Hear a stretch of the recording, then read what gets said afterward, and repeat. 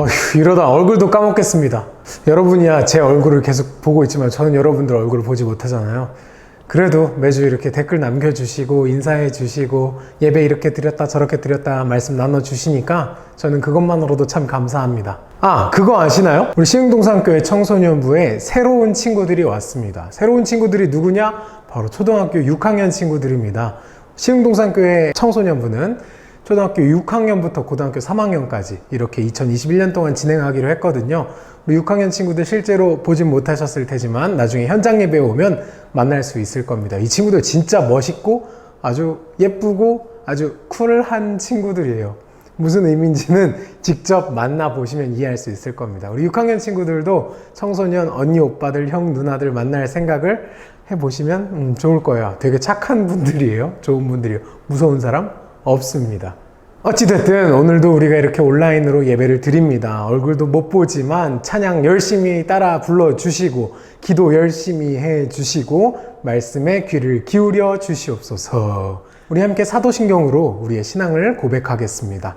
전능하사 천지를 만드신 하나님 아버지를 내가 믿사오며 그 외아들 우리 주 예수 그리스도를 믿사오니 이는 성령으로 잉태하사 동정녀 마리아에게 나시고 본디오 빌라도에게 고난을 받으사 십자가에 못 박혀 죽으시고 장사한 지 사흘 만에 죽은 자 가운데서 다시 살아나시며 하늘에 오르사 전능하신 하나님 우편에 앉아 계시다가 저리로서 산자와 죽은 자를 심판하러 오시리라. 성령을 믿사오며 거룩한 공회와 성도가 서로 교통하는 것과 죄를 사하여 주시는 것과 몸이 다시 사는 것과 영원히 사는 것을 믿사옵나이다. 아멘. 함께 찬양하겠습니다.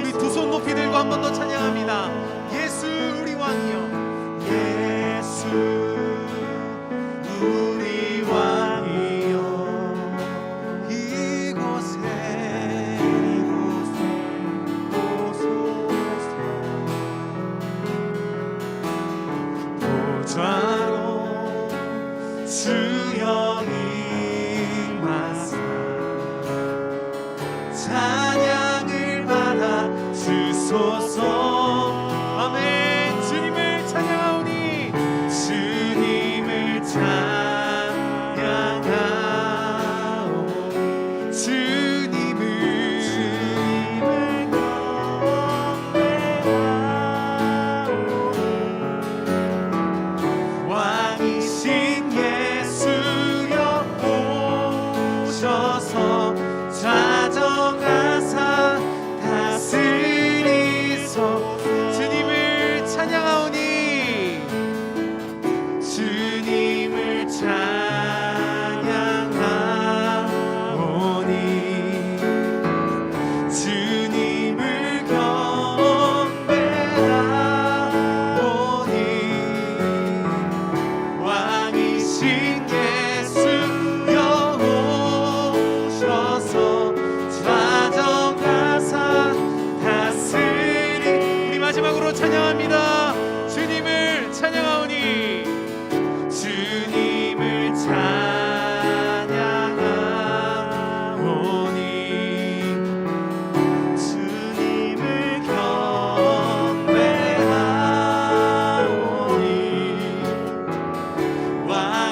오신 예수여 오셔서 찾아와사 다스리소서. 우리 시간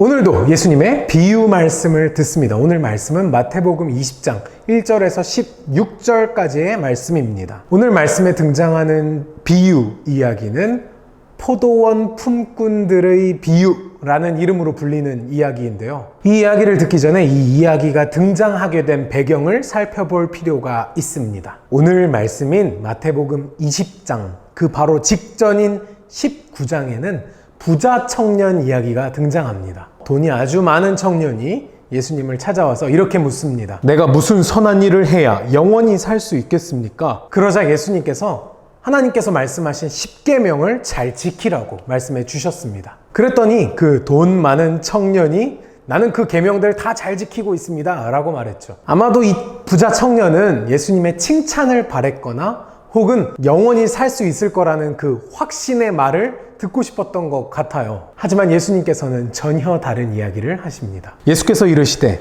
내가 온전하고자 할진대 가서 내 소유를 팔아 가난한 자들에게 주라. 그리하면 하늘에서 보화가 내게 있으리라. 그리고 와서 나를 따르라 하시니라. 너가 갖고 있는 거 다 팔아서 그리고 돈도 다 가난한 사람들에게 줘라. 그리고 나를 따라와라. 부자 청년이 마음이 아주 심란해지고 힘들어져서 그냥 예수님을 떠나가 버렸습니다. 이 이야기를 듣고 있던 베드로가 옆에서 예수님께 물어봤습니다. 예수님, 우리는 모든 걸 버리고 예수님을 따라갔잖아요. 그러면 우리는 뭐를 받게 됩니까?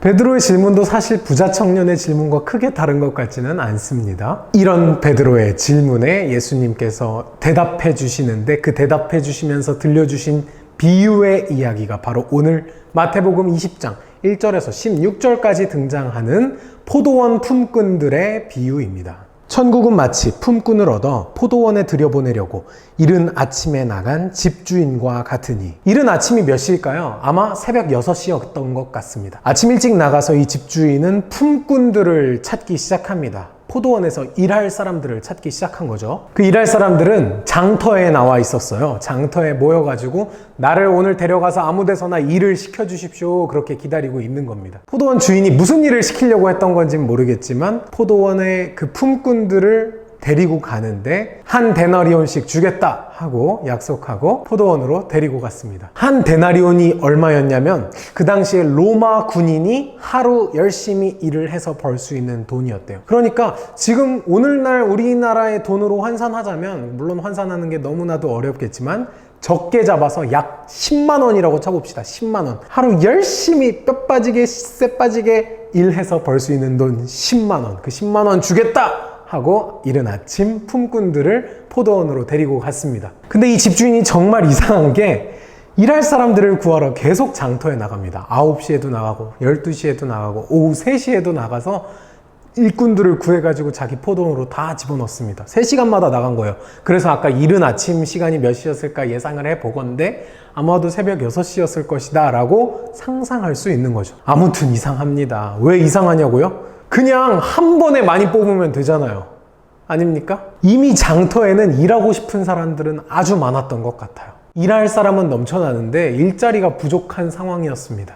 여전히 도대체 무슨 일을 시키려고 한지는 모르겠지만 자고로 돈을 주고 일할 사람을 뽑는 사람은 돈을 최대한 아껴서 그 돈을 가지고 최대한 적은 사람을 뽑은 다음에 그 적은 사람들이 최대한 많은 일을 하게 하는 것이 당연한 거 아니겠습니까? 근데 이 집주인은 그냥 사람들을 계속 불러 모읍니다. 품꾼들을, 일꾼들을 계속 불러 모읍니다. 그들에게 이르되 너희도 포도원에 들어가라. 내가 너희에게 상당하게 주리라 하니 그들이 가고. 여기서 상당하게 준다 라고 말할 때 말한 단어가 그리스 말로 디카이온. 이 말의 뜻은 뭐 많이 주겠다라는 뜻이라기보다는 적당히 주겠다, 공평하게 주겠다라는 뜻입니다. 이 이상한 포도원 주인은 무슨 일꾼 모으기 대회에 나선 것처럼, 일꾼 컬렉터처럼 일꾼들을 계속 포도원으로 들여보냅니다. 심지어 모든 일이 끝나는 시간이 오후 6시였거든요. 그런데 5시에도, 오후 5시에도 일할 사람들을 구하러 장터로 나갑니다. 이게 도대체 뭡니까 정말. 포도원에 5시에 도착한 사람들은 아마 짐 풀고 옷 갈아입으면은 벌써 시간 후딱 지나가갖고 금방 퇴근할 시간이 될 거였을걸요? 이 포도원 주인이 장터에 나갔더니 5시에도 여전히 사람들이 있습니다. 그래서 장터에 있는 그 사람들에게 포도원 주인이 묻습니다. 너희는 어찌하여 종일토록 놀고 여기 서 있느냐? 놀고 왜 여기 서 있느냐? 라는 주인의 물음은 너네 왜 이렇게 게으르게 놀고 일도 안 하고 이렇게 있냐? 라는 뜻이 아니라 왜 일을 하지 못하고 있느냐? 라고 묻는 겁니다. 오후 5시에 장터에 남아있던 그 사람들은 포도원 주인에게 이렇게 이야기합니다. 이르되 우리를 품꾼으로 쓰는 이가 없음이니이다. 아무도 이 사람들을 품꾼으로 쓰지 않았습니다. 아무도 이 사람들을 일꾼으로 데려다가 쓸 생각을 하지 않았습니다. 하지만 포도원 주인은 이들 또한 포도원으로 데리고 갑니다. 지금까지도 정말 이상한데 제일 이상한 장면이 이제 등장합니다. 정산 시간이 됐습니다. 이제 일이 다 끝났어요. 6시가 됐습니다. 포도원 주인은 청지기를 불러다가 늦게 온 사람들부터 돈을 지급하라고 이야기합니다. 근데 정말 이상한 건, 정말 수상하고 이해가 안 되는 건 5시에 도착한 이 일꾼들이 받은 금액입니다. 제11시에 온 자들이 와서 한 데나리온씩을 받거늘. 여기서 이 제11시가 오후 5시를 말하는 거거든요. 이 사람들이 얼마 받았다고요? 한 데나리온이요. 아까 분명히 한 데나리온은 20장 2절 말씀에서 이른 아침에 구한 그 일꾼들에게 주기로 약속했던 품삯이었습니다. 요즘 돈으로 환산해서 10만 원이라고 했던 그 돈이 바로 한 데나리온이었잖아요. 근데 여기 와가지고 1시간 일한, 아니 1시간도 일 안 한 이 사람들이 받은 금액이 얼마였다? 10만 원이었다. 그럼 당연히 일찍 와서 아직 돈을 못 받은 사람들이 옆에서 보면서 무슨 생각을 했을까요? 와, 저 사람 1시간밖에 일 안 했는데 10만 원? 나는 오늘 3시간 일했는데, 난 오늘 4시간 일했는데, 난 오늘 9시간 일했는데, 난 오늘 12시간 일했는데, 새벽 6시부터 지금 오후 6시까지 했으니까 12시간 일했는데, 그러면 나는 120만 원?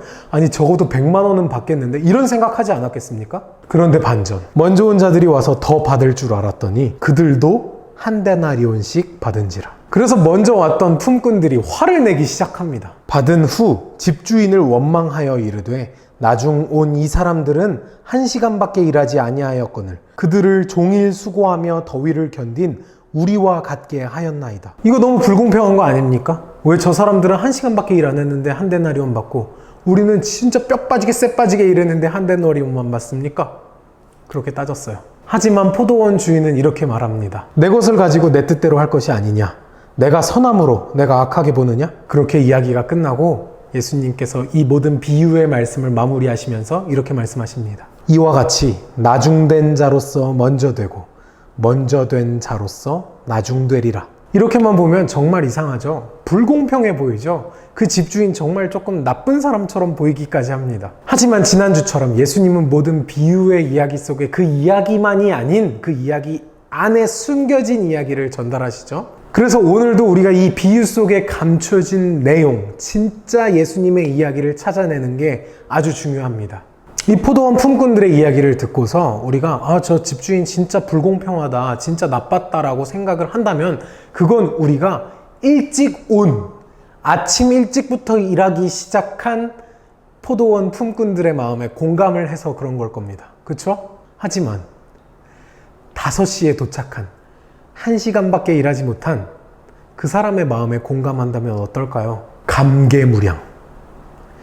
헤아릴 수 없을 정도로 깊은 감동이 마음속에서 울려 나오지 않았겠습니까? 와, 나는 1시간도 일하지 않았는데 어떻게 저렇게 먼저 온 사람만큼 받을 수 있는 거지?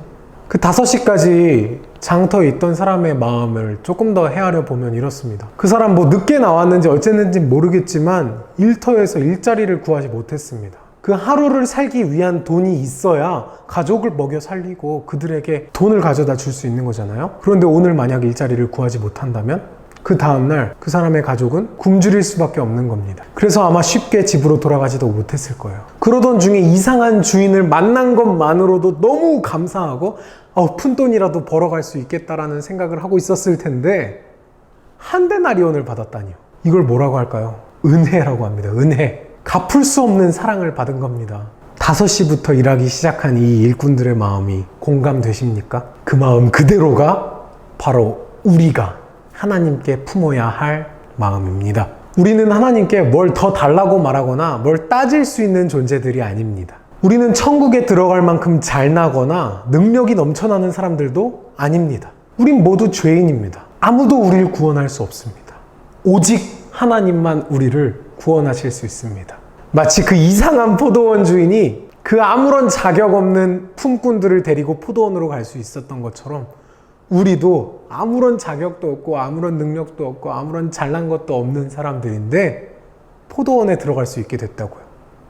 하나님 나라에 들어갈 수 있게 되었다고. 하나님께서는 장터에 그 오후 5시까지 남아 있었던 그 품꾼들을 들어오라고 말씀하신 것처럼 우리들을 하나님 나라로 초대하십니다. 그렇습니다. 우리가 바로 나중된 자들입니다. 나중된 자가 바로 다른 사람들이 아니라 당신 그리고 나입니다. 접니다. 이 이야기 속에 등장하는 여러 인물들 중에 우리가 공감해야 할 대상은 바로 5시에 일자리를 구할 수 있었던 그 자격 없고 아무런 능력도 없었던 그 일꾼들입니다. 다시 맨 처음으로 돌아가서 베드로가 예수님께 드렸던 질문을 떠올려 봅시다. 우리는 모든 걸 버리고 예수님을 따랐는데 예수님은 우리한테 뭘 주실 건가요? 예수님의 대답은 바로 이것입니다. 나중된 자가 먼저 되리라. 나중된 자가 먼저 되리라. 아무 자격 없었던 너희가 나와 함께 하나님 나라에 갈 것이다. 그것보다 더 값진 선물은 없다. 포도원 품꾼들이 포도원에 들어간 것은 일을 잘해서도 아니고 포도원 주인의 마음에 들게 행동해서도 아닙니다. 베드로를 비롯한 예수님을 따르는 사람들이 하나님 나라에 들어갈 수 있는 것은 모든 걸 다 버렸기 때문에 혹은 착한 일을 많이 했기 때문이 아닙니다. 그냥 은혜입니다. 갚을 수 없는 사랑입니다. 우리를 포도원에 불러주시는 그 자체가 은혜입니다. 그 자체가 보상입니다. 왜냐하면 그 누구도 아닌 바로 우리가 5시에 도착한 그 사람들이기 때문입니다. 나중된 자이기 때문입니다. 주신 말씀 기억하며 거듭의 기도 드리겠습니다. 사랑의 하나님 아버지 감사합니다. 우리가 나중된 자입니다. 때로는 우리가 먼저 된 자로 착각할 때도 있지만 그 누구보다 나중된 자가 우리인 줄 믿습니다. 주님, 그럼에도 불구하고 아무런 자격 없는 우리를 하나님 나라로 초대하시고 하나님 나라에 들어가게 하시니 감사합니다. 우리가 하나님 나라의 백성된 자들로서 주님의 나라의 일꾼으로서 이 땅 가운데서 성실하게 살아가게 하여 주시옵소서. 예수님의 이름으로 기도드렸사옵나이다. 아멘. 예수님이 가르쳐 주신 기도로 예배를 마칩니다. 하늘에 계신 우리 아버지여, 이름이 거룩히 여김을 받으시오며 나라가 임하시오며 뜻이 하늘에서 이루어진 것 같이 땅에서도 이루어지이다. 오늘 우리에게 일용할 양식을 주시옵고 우리가 우리에게 죄 지은 자를 사하여 준 것 같이 우리 죄를 사하여 주시옵고 우리를 시험에 들게 하지 마시옵고 다만 악에서 구하시옵소서. 나라와 권세와 영광이 아버지께 영원히 있사옵나이다. 아멘. 예배를 받아주신 하나님께 영광의 박수 올려드립니다. 박수 쳤습니까? 네, 좋습니다. 우리 다음 주에도 예배 자리에서 만나길 소망합니다. 온라인으로 꾸준히 예배 드리시고 하나님 앞에 정직하게 거짓 없이 예배 드리시는 것 잊지 마십시오. 그럼 다음 주에 만납시다. 안녕.